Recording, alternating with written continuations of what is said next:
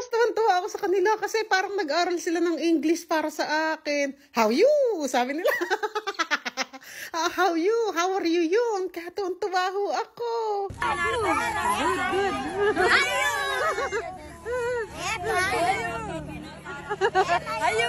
Good. Papamigay pala uli kami ng pagkain dito sa Pakistan at 2 kaldero nga lang yung pinaluto namin ngayon. 2 putahe pala ng rice yung pinaluto namin ngayon. Ito nga yung isa, sweet rice. Ay, ang sarap niyan. Kaya nga lang, uto din talaga ng tamis. Kaya nga sweet rice eh. Ganyan itsura niya. Ang dami-daming mga sahog-sahog na mani-mani. May grapes, may olive, may coconut. At ito naman ay pulaw ang tawag nila dito. Pulaw chicken. Kung makikita nyo ngayon ay medyo konti ang chicken. Hano? Kasi hindi dito sa gilid ng bahay namin iniluto ito. Nagpaluto lang kami. Sakto kasi yung pinaglulutuan namin sa gilid ng bahay, yung may-ari ay may kasiyahan sa kanila. Kaya maraming nakapark doon. Kaya hindi kami makapagluto. Ayan, ganyan siya sa malapitan yung sweet rice. Iba-iba kulay. Tapos yung mga green na yan, yung pink, ay ang tatamis niyan. Yun naman, ayan, olive yan. Yung pinipiga ng bayaw ko na yan. Akala ko nga nung una grapes, pero yung maliit na yon yung unang grapes. Kinuha ko pa nga siya at piniga-piga. Kasi nga, akala ko talaga grapes siya. Pero hindi talaga siya grapes. Nagsimula na nga kaming magpack kahit wala pa kaming katulong na iba. Kasi nga, ngayon, winter na, madali nang dumidilim, kaya baka gabihin kami. Tapos ayan, kukunti nga chicken. Huminto pa nga yung bayaw ko dyan sa pagpapak. Kasi nga sabi niya, ay kukunti yung chicken. Sabi niya, ala kami magagawa kasi hindi kami nga ang nagluto niyan sa gilid. Nagpaluto lang kami sa ibang tao. Kaya medyo konti siguro yung chicken na nilagay. Kasi nga, sweet rice yung isa. Medyo mahal kasi sweet rice. Kaya siguro binawasan nila yung chicken na ilalagay. Para magsakto ba yung pera. Sinabi nga sa akin na hindi pwedeng magpaluto ngayong araw. Kasi nga, may mga sasakyan sa pinaglulutoan namin. Kung gusto ko daw, ay doon na lang iluto sa may bahay ng magluluto. Ayoko naman na kasing i-adjust pa yung pagpapaluto. Kasi nga, nung ano pa yan, nung Friday pa yan binigay anong petsa na? Ay, hindi lang yata Friday. Nung Saturday, Sunday kasi, yung magluluto, may ina-attend na kasalan. Hindi sila pwedeng makaluto. Kaya na-adjust. Sabi ko, ay Monday na lang ganyan. Ngayon, kung hindi pa matuloy, ayoko naman isipin ng nag-sponsor na baka mamaya, dugasin ko na lang ba? Nakakahiya rin kasi pagka urong ng urong yung pamimigay, di ba? Kaya sabi ko, sige, ipaluto mo na lang doon. Ang tagal palang lutuin din ng sweet rice na yan. 4 na oras daw yata yan o 5 oras kung lutuin. Ako hindi ko alam kung totoo. Sa mga nakakaalam dyan, ganun ba talaga katagal lutuin yung sweet rice na yan? 4 na oras o 5 oras lutuin. Nadoble pa nga yung chicken na nilagay. Kaya tinanggal yung isa. Nag-aapura na nga sila dyan mag-pack talagang ayan. Ay tulong na silang dalawa. Sige, pagtulungan nyo na yan. Kasi nga, maaga nang dumidilim ngayon. 5:00 pa lang, 5:30 ganyan, dumidilim na. 5:20 lang yata. Dati kasi minsan 7:00 maliwanag pa diba? Ngayon kasi winter na kaya madali nang dumilim. Anong oras na to? 4:00 mahigit na to kaya nagmamadali na sila. Baka gabihin na kasi kami. Ngayon nga ay may bago kaming recruit yung isang kaibigan ng bayaw ko. Dati itong nakatayo na yan, kaibigan na ngayon ng bayaw ko yan. Dati bata lang yan ang kaibigan lang dito dati itong isa na to kasi bata pa rin ito, 15 yata, 16 ganyan edad. Ngayon, ang kaibigan niya na yung bayaw ko. Sabi ko, dati kako, malinggetong lang yan, bata lang yan, hindi mo kaibigan, Oo, sabi niya. Ngayon, barkada niya na. Kaya ang mga kaibigan ng bayaw ko ay mga bata. Ayan, baka ano lang edad nito, baka 17. Itong isa naman na nakaupo ay baka 19. Ganyan lang mga edad niyan Bayaw ko pinakamatanda dyan, 21 yata o 22. Yang isang kasamahan niyang sumasandok na yan, nag-aaral pa yan Buti nga ngayon ay walang pasok siguro. Yang nakaupo na yan, alam ko, isa yan sa kasamahan sa business ng pabango ng bayaw ko. Kasi maraming pera rin itong nakaupo na ito yung kaharap niyang nagtatakal. Hindi naman yung maraming pera. Kasi nung na-deadbull yung tatay niya, sa kanya napunta lahat ng pera. Nag-iisang anak yatang lalaki Basta siya na ang pinamahala ng pera ng lahat na iwan ng tatay niya. Kaya maraming pera yan Baka nga pwedeng makautang dyan eh. Utangan ko kaya sa tingin nyo? Ayan pala si Usman, magbibigay daw siya sa kanyang teacher. Tuition niya yan. Ang tuition pala dito, ang tawag sa atin ay tutor. Dito naman, tuition ang tawag nila. Dalaga pa yan nagtuturo kay La Usman at nag-aaral pa yan. Sa multa niya nag-aaral bumabiyahe yan ng isang oras. Araw-araw. Kaya natuturuan niya yung mga anak ko pagkagaling niya sa school. 5:30 ang oras ng pagtuturo niya hanggang 6:30 ng gabi. Okay lang naman kasi katapat bahay lang. Mahusay din kasing magturo yung babae na yun. Kaya tuwang-tuwa rin ako dahil nga matataas yung grado ng aking mga anak. Kaya kahit na medyo late, ay sige, dyan na lang. Kaysa sa iba, sa dati kasi nagtuturo kay La Usman, nagtututor, ay mababa yung grado ng mga anak ko. Mahina sa mga exam, may mga mali-mali, ganun. Kasi ang daming tinuturuan noon, hindi niya maturuan siguro lahat sa sobrang dami. Kaya inilipat ko sa iba. Ayan, nung inilipat ko sa kanya, ayan, umukay na yung grado. Diba, nagtatap 1 sila. Nung huli lang na, na top 2 si Mariam, si Usman naman nawala sa top 3. Kaya nalungkot pa nga si Usman, pero okay lang kako yun. Nagbakasyon yata kasi kami nun sa Dubai kaya yung mga anak ko nawala sa top Hindi ko na matandaan matagal na kasi. Ako pa naman makakalimutin na. May mga nagsasabi pala na damihan nyo naman nilalagay nyo ang konti-konti. Marami yan. Ewan ko sa video, ba't parang ang konti? Pero sa personal naman marami yan. Kasi yung, yung styro, malaki yan tas malukom. Kaya, marami na yan. Mabubusog na yung isang tao dyan. Isang tao, isang styro kasi naman yan Tingnan nyo yung bayo ko. Masakit na balakang. Masakit kasi sa likod dyan kasi diba yuko ka ng yuko, takal ka ng takal. Kaya ayan, binabalakang na siya. May nagsasabi pala, dami-damihan nyo na may nilalagay nyo nang mabusog yung binibigyan nyo. Madami yan. Hindi ko alam ba bakit sa video parang ang konti, pero malaki yung styro na yan at saka lukom. Hindi naman tulad ng sa styro sa Pinas na yung bibili ka na spaghetti, panset, ganon. Di ba maliit yung styro? Dito malaki yan, nakalukom. Ito pala ay pinagtatalunan nila kung ano ito talaga, kung ito ba yung grapes. Ay sabi ko, sa pagkakaatingin ko, hindi yan grapes kako kasi hindi ganyan ang buto ng grapes. Ang duda ko dyan kako ay olive yan. Yung sabi naman ng kaibigan ng bayo ko na nakaupo, ano yan, grapes. Sabi, bahala kayo sa buhay nyo.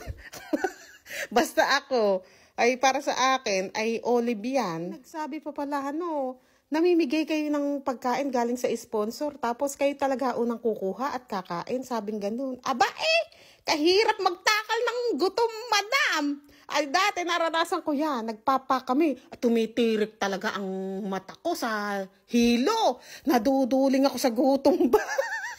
Ay hindi kakanakakoy ganito, kailangan kumain bago magtrabaho ng ganyan. Kasi ako dati kasi nagtutuwad-tuwad din ako dyan, yung sumasandok-sandok, ay nakakahilo. At saka ang mga sponsor, nagsasabi din naman sa akin yan, na madam kumuha kayo, kumain din kayo, magpakabusog ka. Sila, sinasabihan ako magpakabusog, kumain, yung nanonood naman. Sinisita ako na bakit kami unang kumakain. Ay nako, sis, Ginoo talaga. Thank you, Aisha. Paalis na pala kami at ayun nga si Usman at si Mariam naglalaro dyan. Yung lalaki talaga ang kalaro ni Usman dyan. Kaya nga lang si Mariam ay nakiagaw. Pero bago kami umalis, pinapasok muna sila ng bayaw ko. Kasi nga, papadilim na. Sabi niya, tama na laro. Bukas naman. At ayun dito pala sa pamimigaya namin ay meron dyang jula. Jula tawag nila dyan sa duyan na ugoy-ugoy na yun.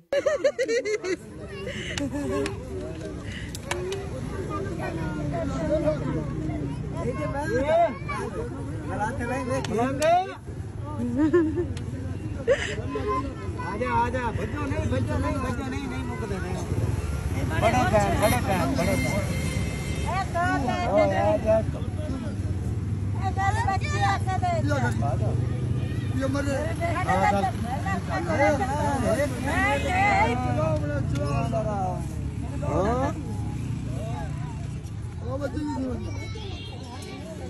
Assalamualaikum. Salam.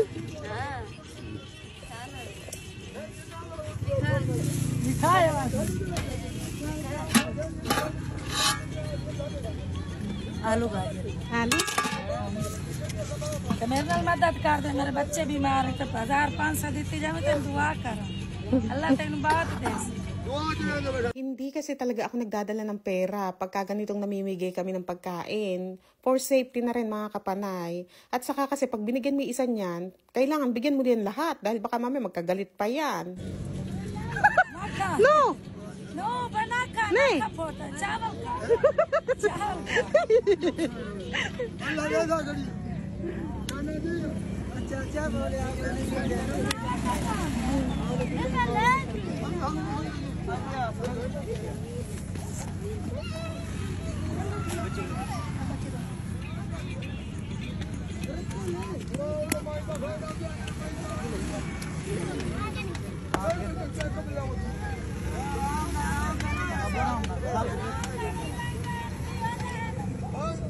Ay, yan din. Madungis ka pa rin ah.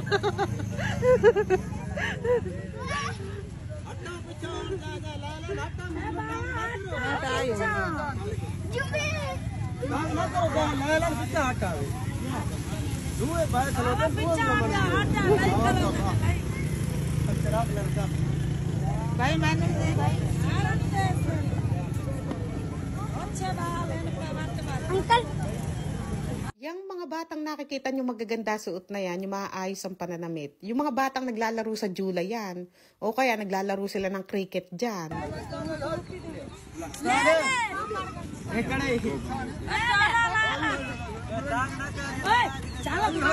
चल दोबारा नहीं आना चल एक एक बार ला लिया फिर आ चला जाओ Nagagalit nga yung babae, narinig nyo ba? Nagdidiwara kasi nga yung iba, bumabalik, kumukuha ulit. Kilala niya yung mga mukha, di ba? Alam niya kung sino yung nakakuha na, sa hindi. Kaya, ayun, nagagalit siya. Sabi niya, double-double, sabi niya. Andito na pala kami sa pangalawang destinasyon. O, ayan, o, di ba? Malayo pa lang kami, nakita nila sa sakyan, tatakbo na yung mga yan. Sabi siguro, andito na may chini na mataba, malusog. Tapos tuwan-tuwa ako sa kanila kasi parang nag-aral sila ng English para sa akin. How you? Sabi nila. How you? How are you yun? Kaya tuwan-tuwa ho ako. No do the fight Ayo! Eh, Michael, no gamble Yani.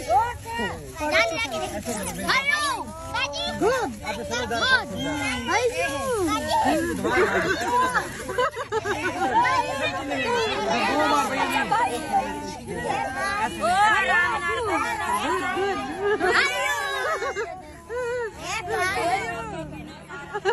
ayo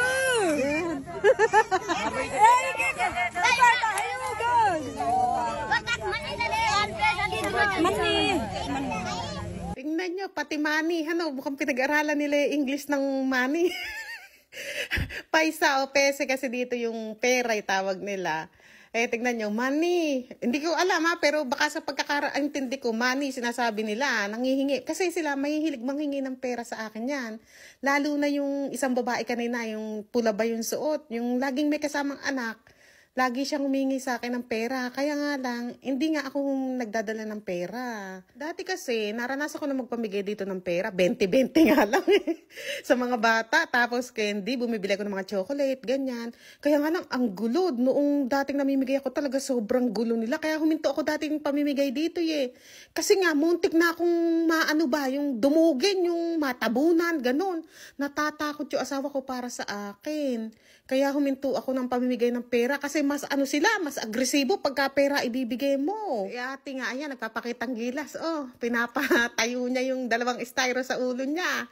Oras malaglag yun. Nako, ang sayang yun. Wasak-tsak yung styro nun. At ayan, dito naman kami sa pangatlong pupuntahan namin. Bago ito, yung una, pangalawa, lagi kami pumupunta doon. Ang paborito kong puntahan ay yung pangalawa, diba? Ito, pangatlo na ito. Bagong nadiscover namin to na ganyan. Ayan, magugulo sila. Dito, as in, sobrang gulo nila. Tapos, malayo pa lang kami. Sumisigaw na yung mga bata na yan. Chawal, chawal. Sa isip-isip ko, paano nilang nalaman na chawal yung dala natin? Siguro, madalas na may namimigay dito ng pagkain. Kaya alam nila na pagka may namimigay, ay rice ang pinamimigay. Chawal, chawal! Ayan, nagkakagulo sila. Masyadong mapanakit yung mga bata dito. Nag-aaway-away sila. Na-stress ako. Sapok dito, sapok doon ang nangyayari. Kaya hininto ko yung pagbibidyo Abe, nagsasakitan sila. Papadilim na yan. Kaya obligado, ubusin namin dito yan. Kasi hindi na kami pwedeng lumipat na iba. Tingnan nyo, papadilim na. Ay, yung dalawang bata, nagkaagawan pala sila, hindi ko nakita. Ang pinapakita ko kasi inyo, yung station ng bus. Kasi dito kami sa tapat ng station ng bus. Yung bus na pinapakita ko, ay ano yun libre. Sa mga nagtatanong pala, may CR ba sila, madam? O, ayan, pakita ko sa inyo CR. O, ayan ang CR nila. May poso rin sila. Yung mga nakasako-sakong malalaki na yung basura yata yan. Parang basurahan siguro itong lugar nila na to. Yung palang pinakwento ko na bus, libre yun. Kulay green yung mga bus. Electric bus ang tawag doon. Electric bus nga yun. Tapos, libre doon ng babae, libre doon ng bata, matanda. Ang may bayad lang doon, lalaki. 20 rupees ang bayad o kulang 5 piso ang bayad. Dito sa buong city namin na to, umiikot yung bus na yon. O pagka libre ka, pag sumakay ka. Minsan nga gusto kong itry doon Ngayon nakakalimutan ko nga pero minsan sasakay ako doon. Promise. Nang makita natin kung ano itsura ng loob. Aircon din yun aircon. At buti na nga lang, ayan, itong lalaki na ito ay tinulungan na kami. Pinipili niya na lang, binibigyan niya. Kasi nga, kilala niya na yung mga nabigyan na. Yung mukha ba, namumukaan niya. Kasi taga dyan siya Sabi niya, ako na magbibigay. Bibigyan ko yung mga hindi pa nabibigyan. Yung mga nabigyan na hindi ko bibigyan. Ito palang dalawang lalaking green, yellow-green. Ay doon nagtatrabaho yan sa bus na sinasabi ko.